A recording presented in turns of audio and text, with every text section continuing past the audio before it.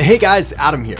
If you want to grow your business, it's no secret that you need to be on social media. Whether we're talking about Facebook or Instagram or YouTube or LinkedIn, social media is where your customers are. But as a beginner, all these different platforms and strategies and ideas, well, they can all seem confusing and complicated and overwhelming, which explains why so few people manage to ever crack the social media marketing code and actually use social media to generate more leads, more customers, more sales, and to actually grow their business. So let's fix that now so you can get started social media marketing the right way. Let's get to it.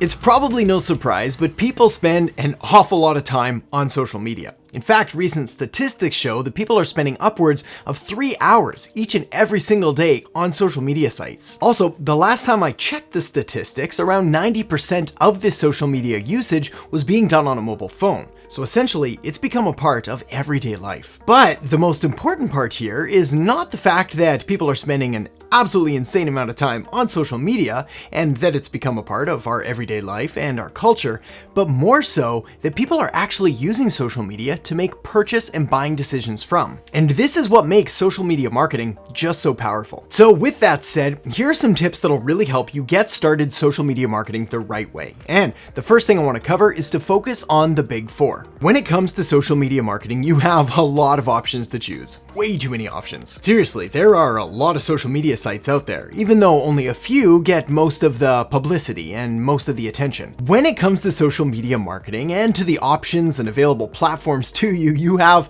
a lot of different choices available. Probably too many choices. But the wisdom that's being put out there right now, which is to do everything and be everywhere, well, this is largely counterproductive and it's probably going to do a little more harm than good. Actually, it's going to do a lot more harm than good. First of all, trying to be everywhere, trying to do everything is exhausting and taxing on your energy and your time and your money. Not only that, but your ideal market and the people you're actually trying to reach, well, they're not everywhere and they're not using every platform. But I'm getting ahead of myself, so we'll get there in just a second. The point is that when you're first getting started, you really don't want to spread yourself too thin, and rather you want to be laser focused and strategic and focus on only one, maybe two platforms, and ideally one of the following big four. The first of which is, of course, Facebook, which is kind of the king of all social media sites. Facebook is clearly the market leader here, with over 2 billion monthly active users. Essentially, pretty much everybody knows Facebook, most people use Facebook. It's a pretty safe bet. In fact,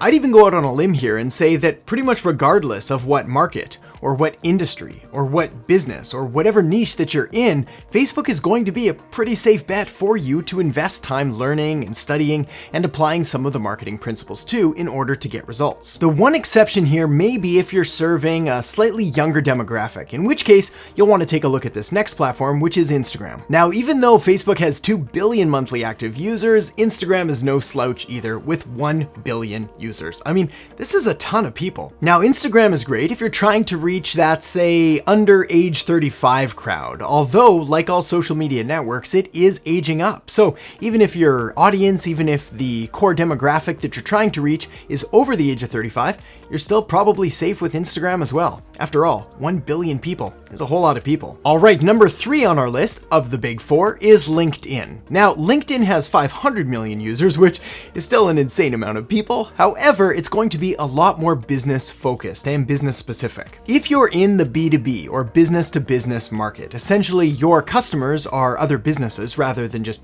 normal everyday people, well, then you're definitely going to want to take a look at LinkedIn. And moving right along to number 4 of the big four, which is none other than YouTube. Now, YouTube, just like Facebook, is pretty much another massive network here with also 2 billion users. In fact, even 5 years ago, which is like 1,000 years in the social media world, well, even back then, YouTube was reaching more 18 to 49-year-olds than the top 10 TV shows combined. Point of the matter here is your audience, your customers, the people that you're trying to reach, they are watching YouTube. And a lot of it. They're watching it for fun. They're watching it for education. They're watching it if they're bored or just to kill time. But make no mistake, they're watching it. So of those big four, which one do you pick? Which one is right for your business and for the marketing that you're trying to do? Well, the answer, my friend, is actually pretty simple. You just go where your people are. You see, the success or the failure of any social media marketing campaign always starts and ends with your ideal customer avatar, or ICA, also known as your target market, or the people that you're actually trying to reach. This is why the very first step of a social media marketing campaign, and of a marketing campaign in general, is really figuring out who it is that you're trying to serve, and then trying to figure out the details behind what makes up that person. Most importantly, you need to try to figure out where they spend their time online, and what social media platforms they're active and present on. So let me ask you, who are your customers? Are they men? Are they women? How old are they? Where do they live? Like what city or country? And what do they do for a living? What are their job titles or occupations? You see, when you have the answers to those simple questions, all you really need to do is take the answers that you have and then line them up against the basic demographic details or social media statistics for what kind of people use what kind of platforms. So here's what to do. First, pick a primary platform from one of the big four, whether we're talking about Facebook or Instagram or YouTube or LinkedIn, one of those, and then simply line it up against your ideal customers to make sure there's a match, really to make sure that your customers are active and present on that platform. Once you've got your primary platform, then choose a secondary platform, either from our original list of Facebook, Instagram, LinkedIn, or YouTube, or from a secondary type of thing that's a little more niched or a little more specific to your market. It could be, say, Twitter or even Pinterest. Then you really want to commit and dive in and spend some time, at least 90 days, learning the tone and the style and the way to actually engage with the community on that specific platform before moving on to anything else. Regardless of which platform you choose though, for your business and for your social media marketing efforts, one thing you'll find out sooner than later is it's all about the content. Here's the deal. Social media marketing, social media in general, is built on content. So therefore, to create good marketing, you need to create good content. So what exactly is good content? This is a question they've been asking since the dawn of time. Well, good content is simply content that your target market or your ideal customer avatar wants to see.